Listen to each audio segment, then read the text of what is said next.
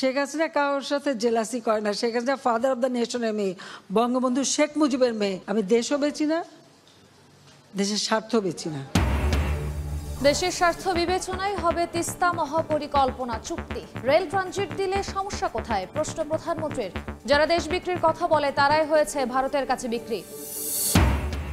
বেগম জিয়াকে বিদেশ পাঠাতে মিশনগুলোতে দৌড়ঝাঁপ করেছে বিএনপি। সংবাদ সম্মেলনে জানালেন মির্জা ফখরুল, প্রধানমন্ত্রীর ভারত সফর ব্যর্থ, চুক্তি হয়েছে দেশের স্বার্থ বিরোধী। রূপকথাকেও হার মানানো সম্পদ ছাগল কাণ্ডে আলোচিত মতিউরের স্ত্রীর। সন্তান সহ সবার ব্যাংক ও বিও হিসাব স্থগিত। বেনজিরের পাসপোর্ট জালিয়াতি নিয়ে 7 জনকে দুদকে জিজ্ঞাসাবাদ। এবং বৈশ্বিক জটিলতায় রফতানি পণ্য পরিবহনে কন্টেইনার সংকটে বাংলাদেশ। বাড়তি ভাড়া দিয়েও মিলছে না। ইউরোপ আমেরিকায় পোশাক পাঠাতে চ্যালেঞ্জের মুখে ব্যবসায়ীরা।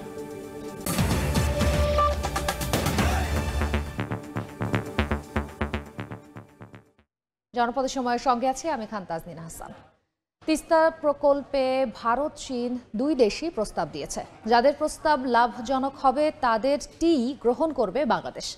সকালে গণভবনে ভারত সফর পরবর্তী সংবাদ সম্মেলনে একথা বলেন প্রধানমন্ত্রী শেখ হাসিনা।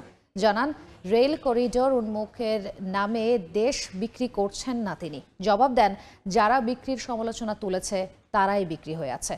এছাড়া সংবাদ সম্মেলন থেকে নোবেলজয়ী ডক্টর ইউনূসকে উন্মুক্ত বিতর্কে আসার চ্যালেঞ্জও ছুঁড়ে দেন সরকার প্রধান। চলতি জুন মাসেই 2 দফায় দিল্লিতে নজিরবিহীন সফর করেছেন প্রধানমন্ত্রী শেখ হাসিনা। প্রথম দফায় 3 দিন আর দ্বিতীয় দফায় 2 দিনের রাষ্ট্রীয় সফরের তথ্য জাতির কাছে তুলে ধরতে মঙ্গলবার সকালে গণভবনে সংবাদ সম্মেলনে আসেন সরকার প্রধান শেখ হাসিনা। বাংলাদেশ ভারত সম্পর্ক বিগত 15 বছর একটি অনন্য উচ্চতায় উন্নীত হয়েছে। প্রথম ভাগে লিখিত বক্তব্যে সরকার প্রধান তুলে ধরেন ভারত সফরে সম্পাদিত রাষ্ট্রীয় বিভিন্ন ইস্যু। আবারও রেলের একটি চুক্তি হয়েছে এবং এই নিয়ে এরপর উপস্থিত সাংবাদিকদের প্রশ্নের জবাব দেন প্রধানমন্ত্রী। আসে ভারতের রেল করিডোর ব্যবহার প্রসঙ্গ। সরকার প্রধানের সাফ জবাব, দেশ বা দেশের স্বার্থ কোনোটাই বিক্রি করছেন না তিনি। একটা দেশের মধ্যে হঠাৎ ট্রানজিট দিলেই বা ক্ষতিটা কি? বিক্রিটা তাহলে ওজনটা কিসে মাপছে আর বিক্রিটা হয় কিভাবে? আসলে যারা এটা বলে তারা নিজেই ভারতের কাছে বিক্রি করা। যখন মিলিটারি ডিক্টেটর এসেছে, জিয়া, এরশাদ, খালেদা জিয়া উপর দিয়ে ভারত বিরোধী কথা বলেছে আর ভারতে যেয়ে তাদের পা ধরে বসে থেকেছে। আমরা বাংলাদেশে কি চারিদিকে দরজা বন্ধ করে বসে থাকবো? সেটা হয় না, কোনো দেশ পৃথিবীতে থাকে না। আমি তো বঙ্গবন্ধু শেখ মুজিবের মেয়ে। আমি দেশও বেচি না, দেশের স্বার্থ বেচি না। আমি সবসময় দেশের স্বার্থ রক্ষা করেই চলি। নোবেলজয়ী ডক্টর ইউনূসকে সরকার কর্তৃক আইনিভাবে হয়রানি করা হচ্ছে কিনা এমন প্রসঙ্গে প্রশ্ন করলে শেখ হাসিনা বলেন, সাহস থাকলে উন্মুক্ত বিতর্কে আসবেন প্রফেসর। লেবাররা লেবার কোর্টে মামলা করছে, সেই মামলায় সে শাস্তি পেয়েছে। এখানে আমার কি দোষ? রাজনৈতিক দল করতে পারলো না কেন? সে যদি গ্রামের মানুষকে এত কিছু দিয়ে থাকে তো সেই মানুষগুলো তো তার জন্য ঝাঁপিয়ে আসবে না? আসেনি কেন? জেলাসি করার কি আছে? সে আসুক না, মাঠে আসুক, চলুক আমার সাথে। আমেরিকার ডিবেট হয় না, চলুক না, আসুক, কথা বলবো। শেখ হাসিনা কারোর সাথে জেলাসি করে না। Sheikh Hasina father of the নেশনের মেয়ে, বঙ্গবন্ধু শেখ মুজিবের মেয়ে। অন্তত এই জায়গাটায় কেউ আসতে পারবে না। ভারত সফরে বহুল প্রত্যাশিত তিস্তা নিয়ে কতটুকু অগ্রগতি হলো সাংবাদিকদের এমন জানতে চাওয়ায় শেখ হাসিনা মমতা ব্যানার্জির মন্তব্য টেনে বলেন, তিস্তা বা গঙ্গা কোনো ক্ষেত্রেই পশ্চিমবঙ্গের সঙ্গে দ্বন্দ্ব নেই বাংলাদেশের। তিস্তা প্রজেক্টটা এবার করার জন্য ভারত সহযোগিতা করবে এবং আমাদের যৌথ কমিটি হবে। এখানে টেকনিক্যাল গ্রুপ আসবে, কথা বলবে, আলোচনা করবে, তারপরে সমঝোতা হবে। আর মমতা ব্যানার্জির যে চিঠি, সেটা তো উনি লিখেছেন ওনার দেশের প্রধানমন্ত্রীকে। এটা তো তাদের আভ্যন্তরীণ ব্যাপার, এখানে আমার তো কিছু বলার নাই।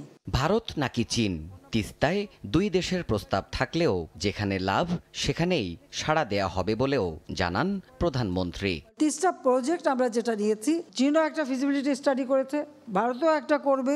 আমাদের কাছে যেটা সব থেকে বেশি গ্রহণযোগ্য, লাভজনক, আমরা সেটাই করব। ভারত যদি আমাদের তিস্তা প্রজেক্টটা করে দেয় তাহলে আমাদের সব সমস্যাই তো সমাধান হয়ে গেল। এই পানি নিয়ে আর প্রত্যেকদিন প্যাঁ করতে হবে না, আমরা সেই সুবিধাটা পাবো। সম্প্রতি দেশের বিভিন্ন স্থানে রাসেলস ভাইপার সাপের উপদ্রব বেড়ে যাওয়ার বিষয়ে সরকার প্রধানের দৃষ্টি আকর্ষণ করলে সবাইকে সাবধানে থাকতে এবং প্রাণীকুলকে উত্ত্যক্ত না করার পরামর্শ দেন বঙ্গবন্ধু কন্যা। জীব জন্তু পশু সাপ যাই বলেন, এরা কিন্তু খামাখা কোনোদিন কোনো মানুষকে আক্রমণ করে না। ভয় করলে মানুষকেই ভয় করতে হয়, জীব জন্তু সাপকে না। দেবাশিস রায়, সময় সংবাদ, ঢাকা। বাংলাদেশের সঙ্গে গঙ্গার পানি বন্টন চুক্তি নবায়নে রাজ্যকে এড়িয়ে যাওয়ার বিষয়ে একদিন আগেই অভিযোগ তুলেছিলেন মমতা বন্দ্যোপাধ্যায়। এবার সরকারি সূত্রের বরাত দিয়ে ভারতীয় গণমাধ্যমগুলো বলছে, পশ্চিমবঙ্গ প্রশাসনকে যথাসময়ে সব তথ্য জানানো হয়েছিল, এমনকি তাতে সাড়াও দিয়েছিল মমতা প্রশাসন। ভারত থেকে সে খবর জানাচ্ছেন সুব্রত আচার্য। 2023 সালের 24 জুলাই ভারতের কেন্দ্রীয় সরকার পশ্চিমবঙ্গ রাজ্য সরকারের সচিবালয় নবান্নে গঙ্গার পানি বন্টন চুক্তির নবায়ন প্রসঙ্গে চিঠি দেয়। চাওয়া হয় রাজ্য সরকারের একজন প্রতিনিধি। সে বছরের 25 আগস্ট রাজ্যের সেচ দপ্তরের প্রধান প্রকৌশলীকে গঙ্গার পানি বন্টন চুক্তি নবায়নের কারিগরি কমিটির জন্য নিযুক্ত করেন মমতা। শুধু তাই নয়, চলতি বছরের 5 এপ্রিল রাজ্য সরকারের পক্ষ থেকেও একজন যুগ্ম সচিব কেন্দ্রীয় সরকারের কাছে আগামী 30 বছরের জন্য কতটা পানি প্রয়োজন সে বিষয়ে বিস্তারিত একটা প্রতিবেদনও দাখিল করেন। কেন্দ্রীয় সরকার বাংলার জল বিক্রি করে দিচ্ছে। সোমবার রাজ্যটির প্রশাসনিক প্রধান মমতা বন্দ্যোপাধ্যায় যখন গঙ্গার পানি বন্টন চুক্তি নিয়ে তার সরকারকে না জানানোর অভিযোগ তোলেন এবং বাংলাদেশের কাছে পানি বিক্রি করে দেওয়ার মতো প্রসঙ্গ সামনে আনেন, ঠিক তখনই দেশটির সর্বভারতীয় গণমাধ্যমে সরকারি সূত্রের বরাত দিয়ে তারিখ ধরে মমতা প্রশাসনকে সব তথ্য অবগত করার বিষয়টি প্রকাশ্যে আনলো। 1996 সালে 12 ডিসেম্বর ভারতের তৎকালীন দেবগুড়ার সরকারের সময় পশ্চিমবঙ্গের তৎকালীন মুখ্যমন্ত্রী জ্যোতি বসু এবং বাংলাদেশের প্রধানমন্ত্রী শেখ হাসিনার সাথে ঐতিহাসিক গঙ্গার পানি বন্টন চুক্তি সম্পূর্ণ হয়। 30 বছরের এই চুক্তির মেয়াদ শেষ হবে 2026 সালের 12 ডিসেম্বর। গত 28 বছর ধরেই দুই দেশের যৌথ নদী কমিশনের তদারকিতে সমানভাবে গঙ্গার পানি পাচ্ছে। এখনো পর্যন্ত এই চুক্তি নিয়ে কোনো পক্ষই তেমন গুরুতর কোনো অভিযোগও উত্থাপন করেনি। ফলে নতুন করে এই চুক্তির মেয়াদ বাড়ানো হওয়ার আগে এই ধরনের আপত্তিকে প্রতিবেশী দুই দেশের সুসম্পর্কের ওপর নেতিবাচক প্রভাব পড়বে বলেও গণমাধ্যমগুলো সতর্ক করছে বলে মত সংশ্লিষ্টদের। সুব্রত আচার্য, সময় সংবাদ, ভারত। প্রধানমন্ত্রীর একক সিদ্ধান্তের কারণেই বেগম জিয়া উন্নত চিকিৎসা থেকে বঞ্চিত হচ্ছেন বলে দাবি করেছেন বিএনপি মহাসচিব। বলেন, দেশি বিদেশি সংস্থার প্রচেষ্টার পরও পরিবারের আবেদন নাকচ করে দেন সরকার প্রধান। তিনি অভিযোগ করেন, রাজনীতি থেকে দূরে সরিয়ে দিতেই সরকারের এই ষড়যন্ত্র। প্রধানমন্ত্রী ভারত সফরে দেশের স্বার্থ আদায়ে ব্যর্থ হয়েছেন দাবি করে বিএনপি মহাসচিব বলেন, পার্শ্ববর্তী দেশের সঙ্গে যে চুক্তি স্বাক্ষরিত হয়েছে তা স্বার্থ বিরোধী। হাসপাতালে চিকিৎসাধীন বিএনপি চেয়ারপারসন বেগম খালেদা জিয়ার স্বাস্থ্য নিয়ে বরাবরই উদ্বেগ প্রকাশ করেছেন তার চিকিৎসকরা ছাড়াও বিএনপি নেতারা। এমনকি শুক্রবার রাতে হঠাৎ করে অসুস্থ হয়ে পড়লে সিসিইউতে ভর্তি করা হয় বিএনপি নেত্রীকে। একদিন পরেই তার হার্টে বসানো হয় পেসমেকার। সেই বেইলটাকে দেওয়া হচ্ছে না। বেগম জিয়ার অসুস্থতা ও সমসাময়িক ইস্যুতে গুলশানে দলের চেয়ারপারসনের কার্যালয়ে সংবাদ সম্মেলন করেন বিএনপি মহাসচিব মির্জা ফখরুল ইসলাম আলমগীর। এ সময় তিনি অভিযোগ করেন, পরিবার সহ বিভিন্ন দেশি বিদেশি সংস্থার উদ্যোগের পরেও সরকার প্রধান বেগম জিয়াকে চিকিৎসার জন্য দেশের বাইরে যেতে দেননি, আবেদন নাকচ করে দেন বলেও দাবি তার। তাকে বাইরে পাঠানোর জন্য সব ব্যবস্থা হয়ে গিয়েছিল পরিবারের আবেদন ক্রমে। ফাইনালি যখন এটা প্রধানমন্ত্রীর কাছে গেছে, প্রধানমন্ত্রী এটাকে রিজেক্ট করেছেন। আমরা বিভিন্ন মিশনগুলোকেও কাছে আমরা চিঠি দিয়েছিলাম, তারা চেষ্টা করেছে, তারা বারবার চেষ্টা করে ফেরত এসছে। সরকার চায় না যে বিএনপি কোনো নির্বাচন আসুক, কারণ তারা জানে যে বিএনপি নির্বাচনে আসলে, বিদল নির্বাচনে আসলে তাদের জামানত কারো থাকবে না। সম্প্রতি প্রধানমন্ত্রীর ভারত সফর ও সেখানে 10টি চুক্তির প্রসঙ্গে মির্জা ফখরুল বলেন, প্রধানমন্ত্রী এ সফরে দেশের স্বার্থ আদায়ে ব্যর্থ হয়েছেন। দেশ বিরোধী চুক্তি দাবি করে তা প্রত্যাখ্যান করেন বিএনপি মহাসচিব। ভারতকে সকল প্রকার সুবিধা প্রদানের বিনিময়ে ভারতের কাছ থেকে বাংলাদেশের কোনো স্বার্থ আদায় করতে শেখ হাসিনা সম্পূর্ণ ব্যর্থ হয়েছেন। বাংলাদেশের স্বার্থ বিরোধী হওয়ায় বিএনপি এই চুক্তিগুলি প্রত্যাখ্যান করছে। সরকার প্রধানের ভারত সফরের বিস্তারিত নিয়ে আগামী 28 জুন দলের নীতি নির্ধারকরা সংবাদ সম্মেলন করবেন বলেও জানান বিএনপি মহাসচিব। বিস্তারিত তথ্য সম্বলিত সংবাদ সম্মেলন। আহমেদ সালেহিন, সময় সংবাদ, ঢাকা। রূপকথার আলিফ লায়লাকেও যেন হার মানায় রায়পুরার লায়লা কাহিনী। ছাগলকাণ্ডের পর থেকেই লাপাত্তা রাজস্ব কর্মকর্তা মতিউর রহমানের প্রথম স্ত্রী লায়লা কানিজ লাকি। শিক্ষক হয়েও পাহাড় সম সম্পদের মালিক রাতারাতি রাজনৈতিক ব্যক্তিত্ব হওয়ায় বিস্মিত স্থানীয়রা। এদিকে মতিউর ও তার স্ত্রী সন্তানের সব ব্যাংক ও বিও হিসাব স্থগিতের নির্দেশ দিয়েছে Bangladesh financial intelligence unit BFIU। ছাগলকাণ্ডের পর থেকে লাপাত্তা রাজস্ব কর্মকর্তা মতিউর রহমানের প্রথম স্ত্রী লায়লা কানিজ লাকি। তার নামে বেনামে রয়েছে অঢেল সম্পদ। রাজধানীর তিতুমির সরকারি কলেজের বাংলা বিভাগের শিক্ষক হয়ে কিভাবে তিনি পাহাড় সম সম্পদের মালিক বনে গেলেন, এ নিয়ে বিস্মিত সাধারণ জনগণ। এলাকায় তার ভয়ে কেউ মুখ খুলতেও সাহস পায় না, এমন অভিযোগও রয়েছে এলাকাবাসীর। অবৈধ সম্পদের বিশালতার উপর ভর করে শিক্ষকতা পেশা ছেড়ে রাজনীতিতে যোগ দিয়ে হয়ে যান রাজনৈতিক নেত্রী। 2022 সালে রায়পুরার উপনির্বাচনে প্রভাবশালী স্বামী মতিউর রহমানের অর্থের প্রভাবে বিনা প্রতিদ্বন্দ্বিতায় চেয়ারম্যান নির্বাচিত হন লায়লা কানিজ। তবে নিয়মিত অফিস করতেন না, এমনকি জনপ্রতিনিধি হলেও সাধারণ মানুষ তার দরবারে হাজির হতে পারত না। ঈদুল আজহার দুদিন আগে সবশেষ আগে অফিস করলেও এরপর আর জনসম্মুখে দেখা যায়নি এ জনপ্রতিনিধিকে। কিন্তু কবে আসবেন তাও বলেননি, ছুটিও নেননি। অফিস কক্ষে ঝুলছে তালা, ব্যাহত হচ্ছে কার্যক্রম। এরই মধ্যে তার উপর দেশ ত্যাগের নিষেধাজ্ঞাও আরোপ করা হয়েছে। আমরা জনগণের ভোটে নির্বাচিত হয়েও ওনার সাথে যখন ইচ্ছে কথা বলতে পারিনি বা দেখা করতে পারিনি, কোনো সমস্যার কথাও জানাতে পারিনি। আমরা পারিনি, আমি ভাইস চেয়ারম্যান হয়ে পারিনি, তাহলে সাধারণ মানুষ কতটুকু পারবে? আপনারা অনেক কিছু লেখেন, পেপার লেখেন, পেপার লিখে ছাপাই দেন, কেন করি না কি করি না সব আপনারা তো দিয়ে দিচ্ছেন। আমার কিছু বলার আছে? মাত্র 15 বছরে তার সম্পদ গিয়ে ঠেকে 10 কোটির বেশি, যা উপজেলা ও পরিষদ নির্বাচনের হলফনামায় স্থাবর অস্থাবর সম্পত্তির মূল্যে উল্লেখ করা হয়েছে। যদিও প্রকৃত বাজার মূল্য 4 থেকে 5 গুণ বেশি। এর মধ্যে মার্জালে বিলাসবহুল গাড়ি, ইকো রিসোর্ট ও ওয়ান্ডার পার্ক সহ ঢাকা, গাজীপুর, সাভার, নাটোরে রয়েছে প্রায় কয়েকশো কোটি টাকার সম্পত্তি। জেলা আওয়ামী লীগের ত্রাণ ও দুর্যোগ বিষয়ক সম্পাদক লাকি ঘুরে বেড়ান দামি ব্র্যান্ডের গাড়িতে। এলাকায় করা হয়েছে নিজ নামে সড়ক।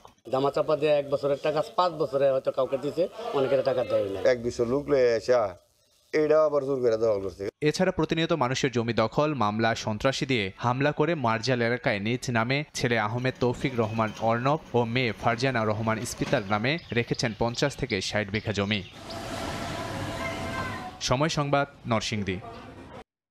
বাইলিংয়ের সময় তিতাসের পাইপ ফেটে ময়মনসিংহ ও নেত্রকোনার বিভিন্ন এলাকায় গ্যাস সরবরাহ বন্ধ রয়েছে। শম্ভুগঞ্জে গ্যাস চালিত বিদ্যুৎ কেন্দ্র RPCL এর উৎপাদনও বন্ধের পাশাপাশি পাম্পে কোনো যানবাহনে গ্যাস রিফিল করা যাচ্ছে না। এতে ভোগান্তিতে পড়েছেন স্থানীয়রা। সোমবার সন্ধ্যায় ত্রিশালের রায়মণি নারায়ণপুর এলাকায় ভবনের পাইলিংয়ের সময় হঠাৎই গ্যাস লাইনের পাইপ ফেটে যায়। খবর পেয়ে তাৎক্ষণিক গ্যাস সরবরাহ বন্ধ করে দেন তিতাসের কর্মীরা।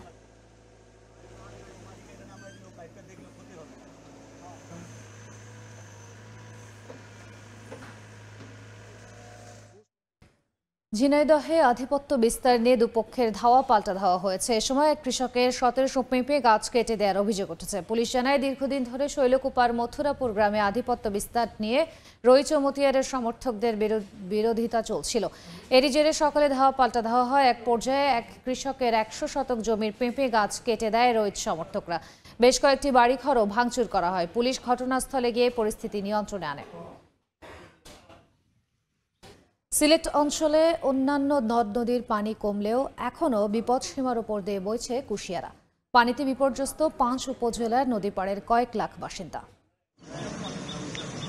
চারপাশে থই থই পানি। 10 দিন ধরে জলমগ্ন সিলেটের ফেঞ্চুগঞ্জ, ওসমানীনগর ও বালগঞ্জ উপজেলার 3 লাখেরও বেশি মানুষ, ঘরবাড়ি, দোকানপাট। কুশিয়ারা নদী ফেঞ্চুগঞ্জ পয়েন্টে এই নদীর পানি দুপুর পর্যন্ত প্রবাহিত হয়েছে বিপদসীমার 97 সেন্টিমিটার উপর দিয়ে। আধা ফিট পানি নামছে, আমি এখন পর্যন্ত আমাদের বাড়িতে পানি আছে। প্রতি বছরই বর্ষা এলে সবার আগে দুর্ভোগে পড়েন কুশিয়ারা পাড়ের বাসিন্দারা। এ থেকে মুক্তি পেতে নদী খনন ছাড়া উপায় দেখছেন না ভুক্তভোগীরা। 5টা গ্রামের লোক পানিবন্দী, নদী খনন হইতো, গাডুয়া লইতো।